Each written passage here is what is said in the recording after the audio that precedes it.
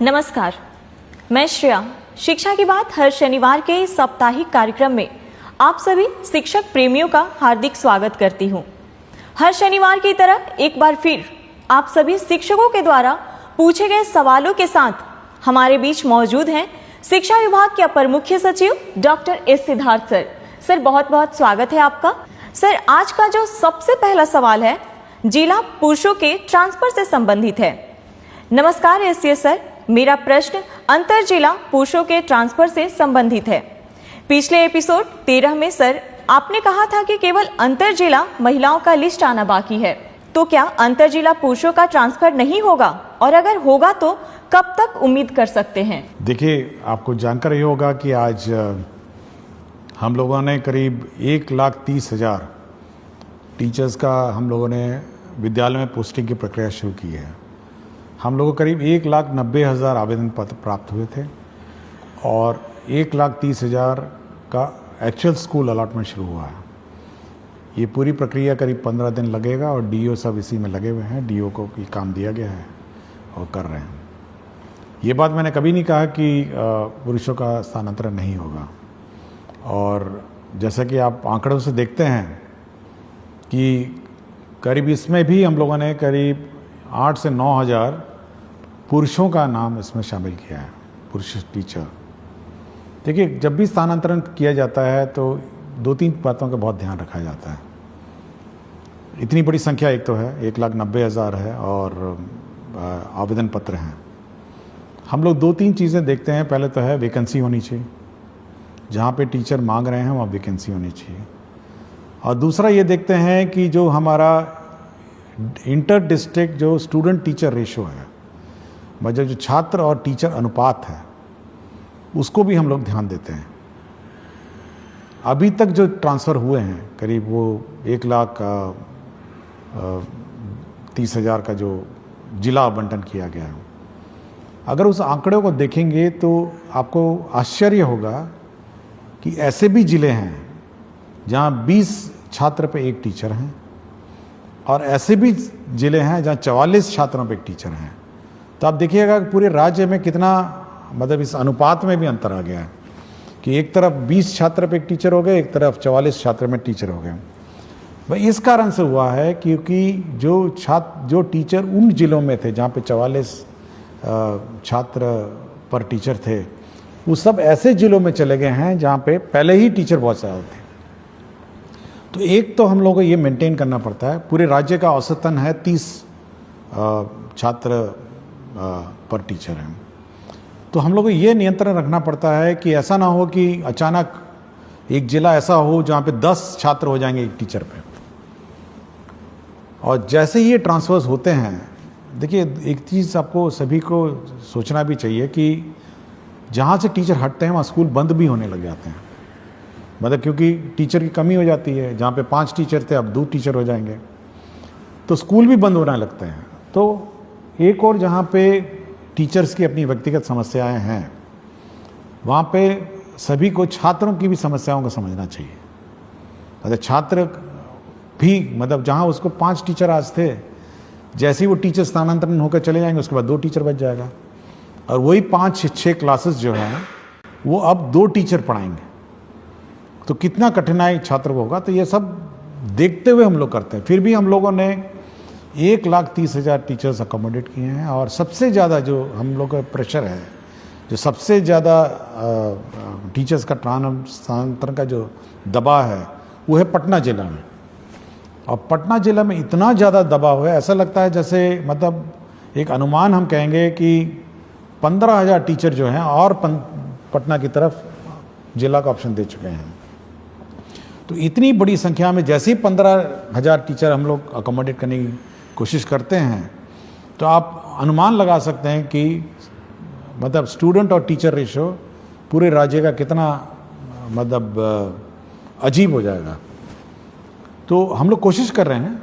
हम लोग जहाँ जहाँ पुरुषों ने मांगा, जहाँ पर वैकेंसीज थी, जहाँ जहाँ टीचर्स कम थे, हम लोगों ने वहाँ ज़िलों में पुरुषों को भी हम लोगों ने अकोमोडेट किया। अभी उनके इनबॉक्स में दिख नहीं रहा होगा, 1-2 दिन में वो भी पुरुषों में भी दिख जाएगा। तो धीरे धीरे जैसे जैसे वैकेंसीज आती जाएंगी या हम लोग को दिखने लग जाएंगी, हम लोग करेंगे। तो मैंने कभी ये नहीं कहा कि पुरुषों का नहीं करेंगे, हम केवल यही एक कंस्ट्रेंट है कि हम लोग शिक्षक छात्र अनुपात देखते हैं और वैकेंसी देखते हैं, और जैसे जैसे होगा होगा। लेकिन टीचर्स को भी समझना चाहिए कि छात्रों पर क्या गुजरती है और कितना कष्ट हमारे छात्रों पर होता है। सर, अगला सवाल है, आदरणीय अपर मुख्य सचिव, शिक्षा विभाग पटना बिहार, ज्ञातव्य है कि आपके द्वारा गठित समिति के निर्देशानुसार पिछले अप्रैल माह में लगभग 17,000 के आसपास शिक्षकों के स्थानांतरण हेतु जिला आवंटित कर दिया गया है, परंतु विद्यालय आवंटन की प्रक्रिया अभी भी अपूर्णता की ओर है। महोदय, अनेकानेक शिक्षक व शिक्षिका के पुत्र व पुत्री का नामांकन नए सत्र में नए विद्यालय में होने हैं। विद्यालय आवंटन की प्रतीक्षा में टकटकी लगाए बैठे अनेक शिक्षक व शिक्षिका अपने पुत्र पुत्री और प्रतिपाल्य का नामांकन नहीं करा पा रहे हैं। महोदय से विनम्रता पूर्वक अनुरोध है कि जिन शिक्षक व शिक्षिका का जिला आवंटन हो चुका है उन्हें यथाशीघ्र विद्यालय आवंटित कराने की महती कृपा करें। आपका ही अपना सेवक। देखिए, ये ज़रूर है कि थोड़ा विलम्ब हुआ है सभी को अपना विद्यालय अलॉटमेंट का, लेकिन मैं चाहूँगा कि सभी शिक्षकों को इसकी प्रक्रिया की भी थोड़ी जानकारी देना चाहता हूँ कि किस प्रकार कितना कठिन होता है ये स्कूल आवंटन का प्रक्रिया। देखिए, अगर कोई नया टीचर आता है, जैसे TRE 3 आपने देखा होगा, हम लोगों ने प्रखंड मांगा और सबको अलॉट कर दिया। ये बहुत सिंपल प्रक्रिया है कि नया टीचर आया और उसको स्कूल में। लेकिन यदि कोई TRE 1 और TRE 2 जिसको पूर्व में पहले ही स्कूल आवंटित है और वो ऑलरेडी पदस्थापित है, स्कूल में संचालित है, उसका ट्रांसफ़र सबसे डिफिकल्ट काम है, क्योंकि उसको उस स्कूल से हटाना है, दूसरे स्कूल में ले जाना है, और 38 जिलों से टीचरों को चलना है, मतलब शिफ्ट होना है, और 38 जिलों में पोस्टिंग करना है। मतलब आप अगर उस शीट को देखेंगे, जब शीट देखते हैं तो बिल्कुल भयावह दिखता है कि 1,90,000 टीचर जो पूर्व में किसी व्यवस्था से पोस्टेड थे और अपने अपने जिलों में पोस्टेड थे, कोई भी ऑर्डर से, जिस भी ऑर्डर से हो, रैंडम कर दिया गया हो या अन्य है, उस पूरी व्यवस्था को जब हम लोग फिर एक बार रिकैलकुलेट करते हैं और ऑप्शन के हिसाब से 1,90,000 अभ्यावेदन में से हम लोग करीब 1,30,000 हम लोग निकाल पाए हैं।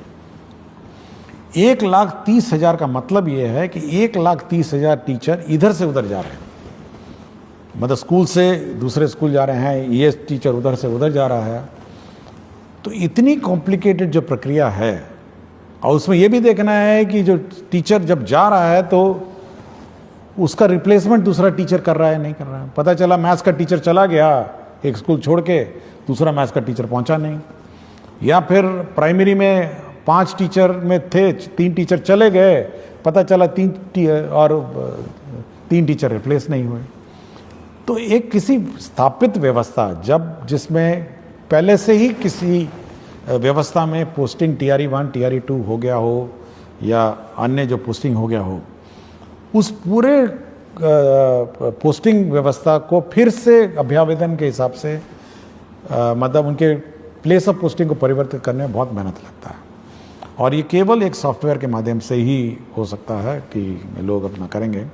और हम लोगों ने काम शुरू कर दिया है, जैसे कि मैंने पहले प्रश्न में बताया, और सभी को 23 से 30 तक नए स्कूल में ज्वाइन करना होगा, और 20 तारीख को सभी के ई-शिक्षा कोश के जो ऐप है, जो उनका वेबसाइट है, उसमें आपको ट्रांसफ़र ऑर्डर मिल जाएगा, और इसी हिसाब से वो अपना प्लानिंग कर सकते हैं। लेकिन टीचर्स को ये समझना चाहिए कि एक स्थापित पोस्टेड व्यवस्था, जहाँ पे पहले ही पोस्टिंग हो गई हो, और जहाँ पर मेरे ख्याल से बहुत सारे टीचर ऐसे भी थे जो सोचे भी नहीं होंगे कि 3 साल पहले इनका ट्रांसफ़र हो सकेगा, और ये उम्मीद नहीं होगी, लेकिन हम लोगों ने उन संवेदनशील होकर उनसे आवेदन पत्र लिए, उनके कष्ट समझे, और हम लोगों ने कहा कि नहीं, हम लोग जहाँ तक संभव हो करेंगे, और हम लोगों ने 1,30,000 टीचर्स का सिलेक्शन किया और पोस्टिंग कर रहे हैं, और जो बच गए हैं वह भी निराश नहीं हो। हम लोग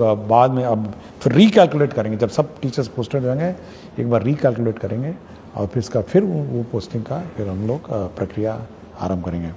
और मैंने ये भी कहा है कि जो छूट गए हैं किसी कारण से, पूर्व के TRE 1 TRE 2 और सक्षमता हो, वो अपना एप्लीकेशन विड्रॉ भी कर सकते हैं और रीअप्लाई कर सकते हैं, ये मैंने कहा है।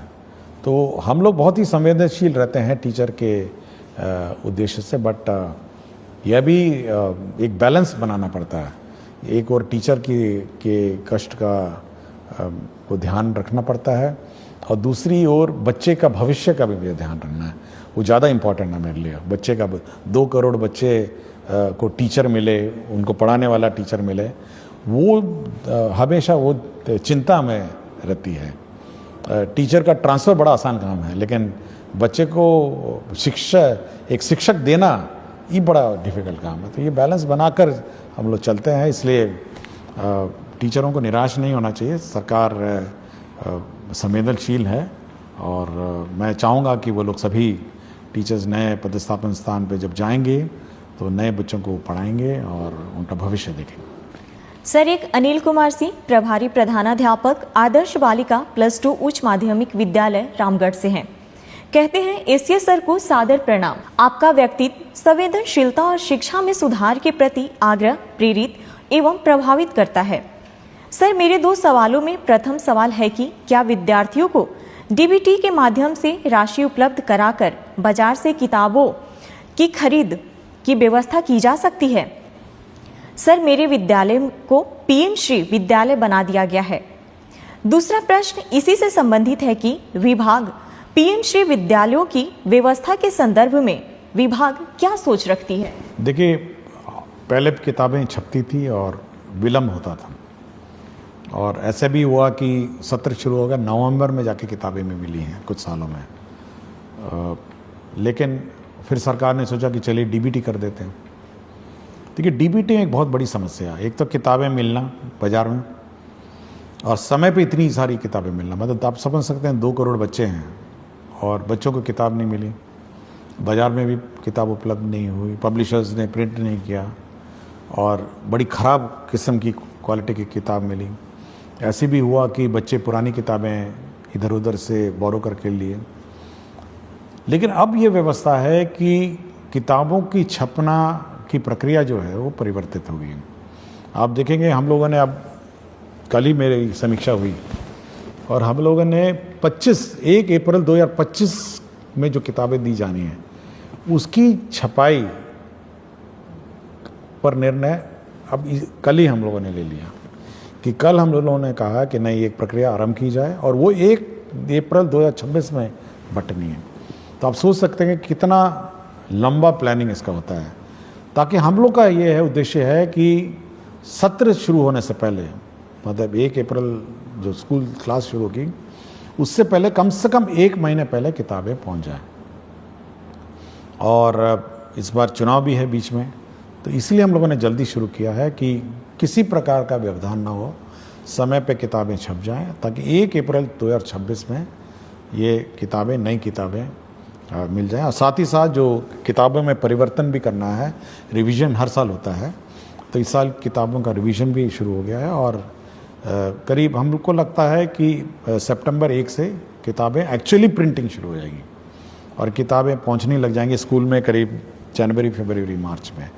तो समय पे आपको किताब मिल जाएंगी। इसलिए डीबीटी पर ज़्यादा हम लोग जोर नहीं देते हैं कि समय पे किताब जब मिल ही रही है तो मेरे ख्याल से शिक्षकों, विद्यार्थियों को कठिनाई नहीं होगी।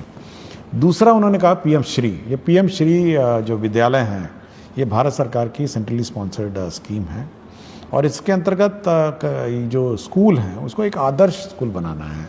उसके बिल्डिंग कंप्लीट होने हैं, साथ ही इंफ्रास्ट्रक्चर का कंप्लीट होना है, इसके लेबॉर्ट्रीज कंप्लीट होने हैं, साथ ही साथ उसके म्यूज़िक, स्पोर्ट, सारे मतलब सभी उसके आयाम उसका कंप्लीट करने हैं।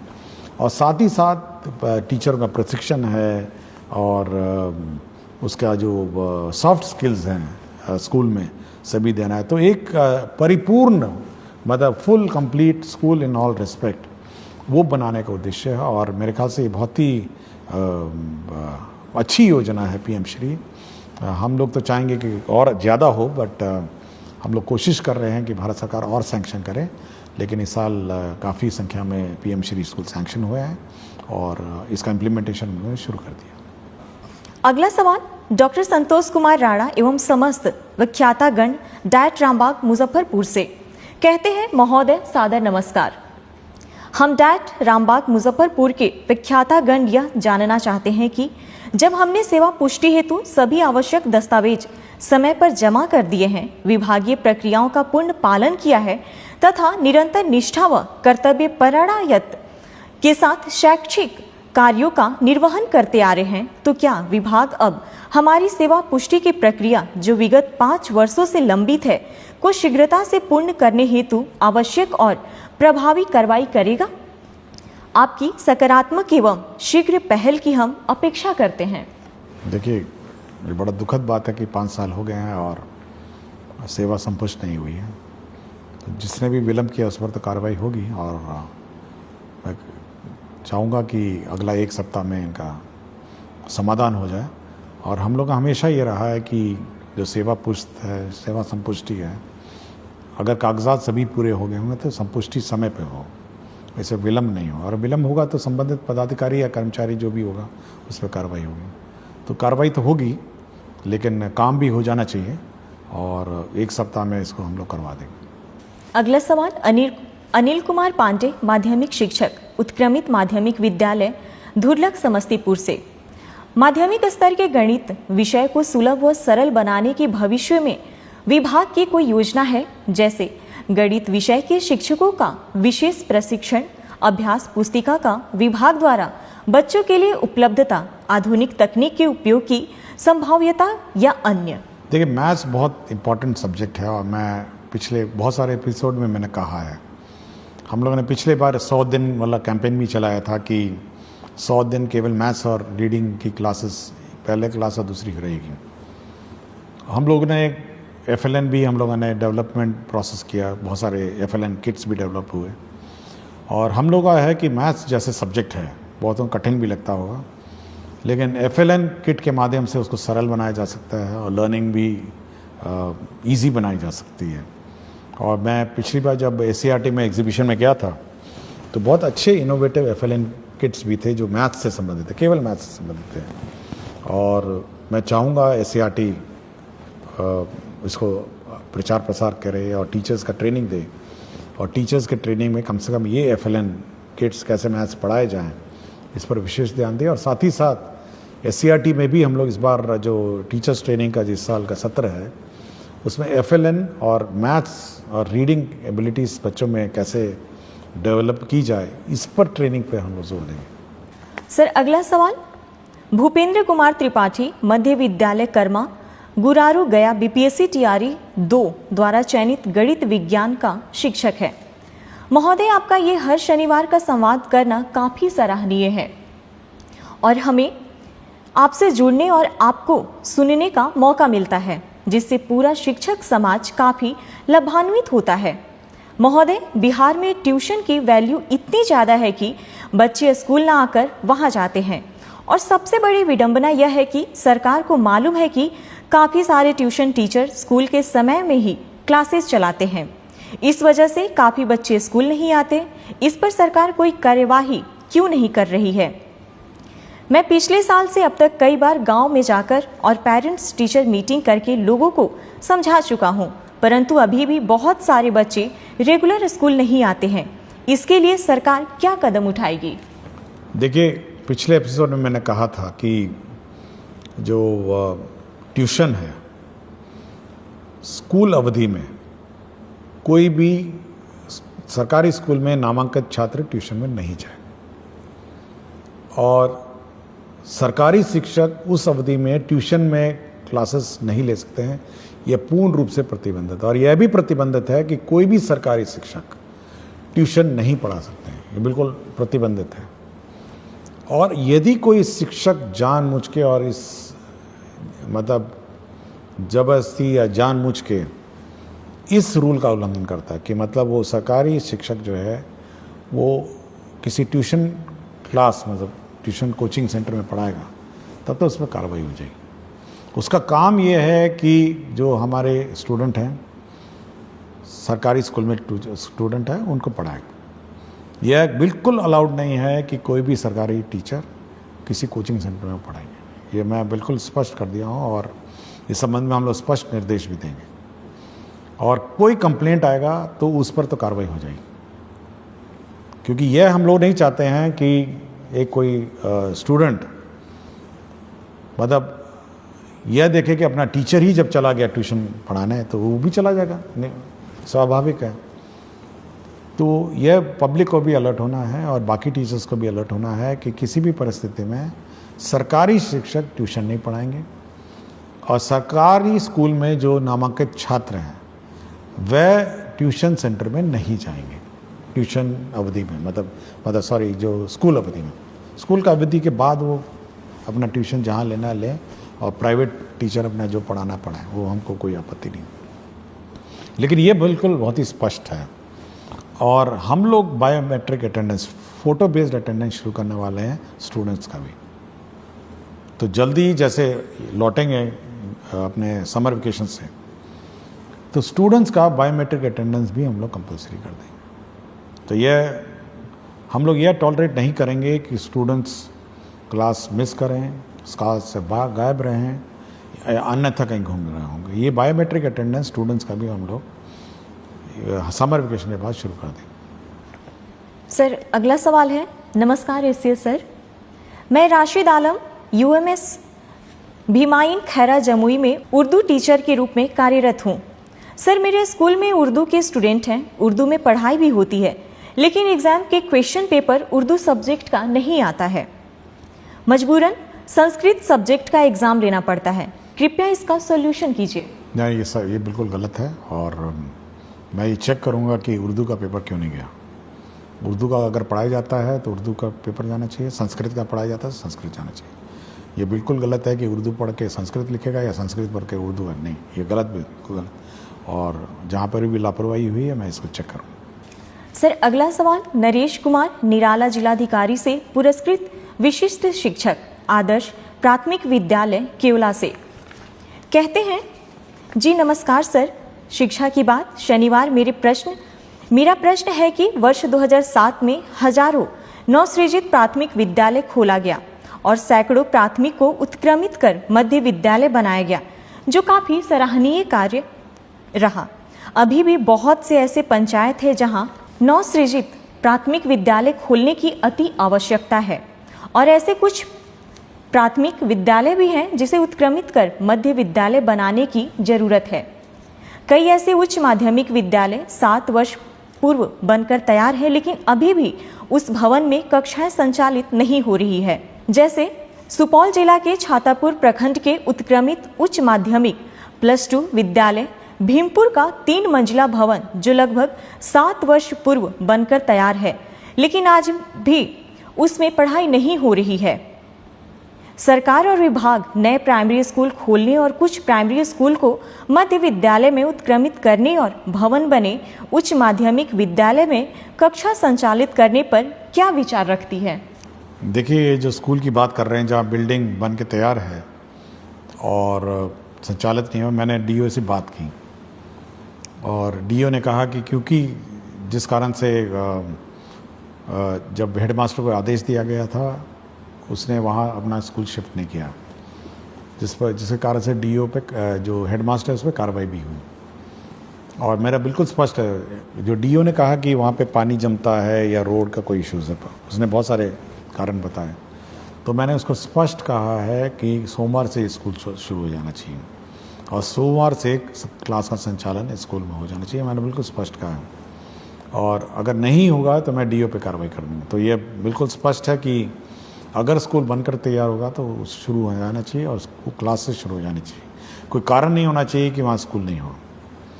दूसरा है कि हम लोग अभी भी बहुत सारे कई जगह दिखते हैं कि प्राइमरी स्कूल का अभाव है। अभी हाल ही में मैं नवादा गया था, तो जो कोडरमा का बॉर्डर है, ज़िले हैं पहाड़ों पे, कुछ लोग वहाँ से आए थे और वो अपने गांव में प्राइमरी स्कूल की मांग कर रहे थे कि भाई हमारे यहाँ स्कूल होना चाहिए। तो ऐसे सब क्षेत्र जहाँ पे प्राइमरी स्कूल पहाड़ी इलाके हैं और जहाँ पे 1 किलोमीटर से कम दूरी वाले क्षेत्र हैं, तो हम लोग उस जितने भी ऐसे रिमोट लोकेशंस हैं और जहाँ पर प्राइमरी स्कूल नहीं है, जो सरकारी नॉर्म है, हम लोग का सरकारी नॉर्म है और हम लोग का सरकार का लक्ष्य है कि प्राइमरी स्कूल्स हों, और जहाँ पर भी बच्चे ज़्यादा हैं या हर पंचायत में हम लोगों ने ऑलरेडी हाई स्कूल में उत्क्रमित कर दिया है और कोशिश करेंगे कि प्राइमरी स्कूल को भी हम लोग कम से कम मिडिल स्कूल में उत्क्रमित करेंगे। सर अगला सवाल कहते हैं, मेरा नाम संतोष कुमार, ग्राम पोस्ट सरौनी कला, थाना बिहारीगंज, प्रखंड ग्वालापारा, मधेपुरा जिला से हूँ। शिक्षा के क्षेत्र में किए गए आपके उत्कृष्ट कार्य को सादर प्रणाम सर जी। जब से बिहार में शिक्षा का पद आप और के पाठक सर जी संभाले हैं, तब से बिहार में शिक्षा के क्षेत्र में काफी सुधार हुआ है। मुझे आप पर बहुत गर्व है सर जी। महोदय से मेरा प्रश्न यह है कि जिस प्रकार से बच्चों को सर्वांगीण विकास के लिए खेलकूद एवं कला प्रशिक्षण भी अनिवार्य है, जिसमें बच्चों को खेल तो कराया जाता है किंतु कला नहीं सिखाया जाता है, जबकि शिक्षा और कला एक दूसरे का पूरक है।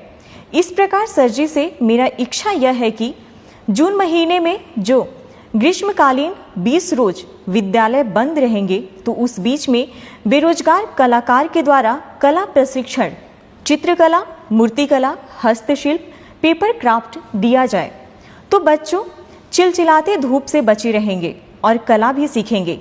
एक बार फिर आप मुख्य सचिव डॉक्टर एस सिद्धार्थ सर जी से सादर प्रार्थना है कि बेरोजगार कलाकार को कुछ मानदेय पर ग्रीष्मावकाश विद्यालय में कला प्रशिक्षण शुरू करने की कृपा की जाए। पूरा ईमानदारी के साथ प्रशिक्षण देंगे। इस मानदेय से हम जैसे गरीब कलाकार की आगे पढ़ाई जारी रह सके। मेरे घर की जिम्मेदारी मेरे ऊपर है। मेरे पिताजी पैर से विकलांग हैं। मेरा इच्छा है कि हम ललित कला शिक्षक बने। नहीं, सुझाव तो बहुत अच्छा है और स्कूलों में संपर्क कैंप, टीचर्स तो सब छुट्टी पे चले जाएंगे और जैसे कि मैंने कहा कि सभी लोग अपना ग्रीष्म अवकाश में जाएंगे, लेकिन इस प्रकार के जो स्थानीय लोकल कलाकार हैं समर कैंप्स ज़रूर चला सकते हैं गांव में। और हम लोग कोशिश कुछ प्लान आउट करते हैं कि हम लोगों ने कुछ NGOs को भी कहा है समर कैंप्स चलाने को और एक व्यवस्था विकसित करते हैं कि बाकी गांव में भी कला, म्यूज़िक, डांस और स्पोर्ट्स का समर कैंप्स चले और आर्ट और क्राफ्ट का भी कुछ कोशिश करते हैं। लेकिन आइडिया अच्छा है और सुझाव अच्छा है, इस पर मैं कुछ वर्कआउट करता हूँ। एक सवाल है सर, नमस्ते। मैं शशिकांत कुमार, प्राथमिक विद्यालय ताती टोला, बभन गामा, जिला खगड़िया से में 2014 से शिक्षक के रूप में कार्यरत हूँ। मुझे समाज सेवा करना अच्छा लगता है। सरकार के द्वारा किसी प्रकार की योजना सरजमी तक लाना एक कठिन परिश्रम है। बदलते समय में हर व्यक्ति अपने निजी स्वार्थ के कारण सरकार के द्वारा महत्वाकांक्षी योजना को लोगों तक नहीं पहुंचा पाते हैं। सर, अब मैं राष्ट्रीय शिक्षा नीति 2020 में प्रथम कक्षा से नीचे 2 कक्षा का संचालन करने की चर्चा है, जिसमें आंगनबाड़ी प्रत्येक वार्ड में संचालित किया जाता है और आंगनबाड़ी में 2 महिला स्टाफ सेविका और सहायिका होते हैं। छोटे बच्चों का प्रथम स्कूल आंगनबाड़ी ही होते हैं, परंतु मध्यम वर्ग के बच्चे प्ले स्कूल जाते हैं। आंगनबाड़ी में 2 महिला स्टाफ, सेविका और सहायिका का कार्य। सेविका प्रधान संचालन करता एवं सहायिका बच्चों को लाना और मध्याह्न भोजन बनाकर खिलाना। सेविका द्वारा 16 से 20 पंजी का संधारण करना होता है। स्टाफ उपस्थिति पंजी, अन्नप्राशन पंजी, गोद भराई पंजी, भंडार पंजी, टीकाकरण पंजी, सामाजिक बैठक पंजी, दूध वितरण पंजी, राशन वितरण पंजी, बालबाड़ी बच्चा उपस्थिति पंजी, विवाह पंजी, विवाह, मृत्यु एवं जन्म पंजी, महिला मंडल बैठक पंजी, सर्वे पंजी, निरीक्षण पंजी, वजन पंजी, मुख्यमंत्री कल्याण कन्या उत्थान योजना पंजी, प्रधानमंत्री मातृ वंदना योजना पंजी, जिसमें सेविका क्या क्या करे। सरकार की शिक्षा और पहल में जन्म के बाद 3 से 6 साल में के बच्चों को बालबाड़ी में शिक्षा दी जाती है, जिसमें शैक्षणिक गतिविधि के लिए स्टाफ की कमी है। सर, मेरा ध्यान शिक्षा सेवा की ओर है। वह अपने टोला से या विद्यालय के पोषक क्षेत्र के टोला से बच्चों को स्कूल तक पहुंचाना और पोषक क्षेत्र में बच्चों को ट्यूशन पढ़ाने का दायित्व है, जिसमें यह मेरा मानना है कि सर की टोला सेवक या शिक्षा सेवक को आंगनबाड़ी में बालवाड़ी के बच्चों को पढ़ाने के लिए एक प्रावधान लाने की आवश्यकता है, क्योंकि सर एक सरकार की योजना को मैं समझना चाहता रहा हूँ कि एक वार्ड में प्रायः एक आंगनबाड़ी होते हैं। प्रत्येक वार्ड में 80 से 100 बच्चे रहते हैं, परंतु आंगनबाड़ी में बालवाड़ी में 40 बच्चों का नामांकन किया जाता है। शेष बच्चे इधर उधर रह जाते हैं, जिस कारण जब वह बच्चा 6 वर्ष का हो जाता है तो उसे पढ़ना और विद्यालय जाना अच्छा नहीं लगता है। सर, अंत में मैं यह कहना चाहता हूं कि वर्तमान समय में सरकारी विद्यालय में शिक्षक की उपस्थिति ठीक ठाक हो गई है और शिक्षक सेवक को बालवाड़ी में बच्चों को पढ़ाने के लिए समय का प्रावधान लाना चाहिए। देखिए, ये ज़रूर जो सुझाव करता है, उन्होंने आंगनबाड़ी में जितने प्रतिवेदन और प्रपत्र भरने पड़ते हैं, मैं भी बड़ा आश्चर्य हुआ कि इतनी रिपोर्ट्स और कागजात किसी आंगनबाड़ी सेविका को भरने पड़ते हैं। ये बड़ा, मैं भी बहुत आश्चर्य रहा और बहुत अच्छा उन्होंने जानकारी दी। हम लोग का ये जो कार्यक्रम है उसमें ये है कि जितने भी हम लोग आंगनबाड़ी के बच्चे हैं वो तो आंगनबाड़ी में पढ़ते हैं, 40 बच्चे जैसे कहा, और बाकी बच्चों को प्री स्कूल के रूप में जो प्राइमरी स्कूल है उसमें रखने का प्रावधान है। और हम लोग ने शुरू ही किया अभी कि जितने भी नॉन आंगनबाड़ी, जो आंगनबाड़ी में बच्चे नहीं हैं, उनको प्ले स्कूल के रूप में प्राइमरी स्कूल में रखा जाए, और जिसको कहते हैं प्री प्राइमरी, और उसमें रखने के बाद 2 साल रखने के बाद फिर वो बच्चे अपना स्कूल में आ जाएंगे। तो ये व्यवस्था करने के लिए हम लोगों ने कार्यक्रम बनाया और ऑलरेडी हम लोग बहुत स्कूल में शुरू कर चुके हैं, और मैं ज़रूर इसका रिव्यू करूँगा कि सभी प्राइमरी स्कूल्स में प्री प्राइमरी क्लासेस भी हों जहाँ पे ये सब बच्चे रहें, और साथ ही साथ आंगनवाड़ी में तो है ही हैं बच्चे, तो ये रिव्यू करूँगा। और ये अच्छा सुझाव था कि जो टोला सेवक हैं, तालीमी मरकज़ हैं और अन्य जो साधन सेवी सब हैं, तो ये सब इसमें सहयोग कर सकेंगे, और बच्चे कम से कम प्राइमरी स्कूल से पहले 2 साल पहले ही स्कूल में कम से कम 1 घंटा आएँ और बैठें और जाएँ। ये व्यवस्था हम लोग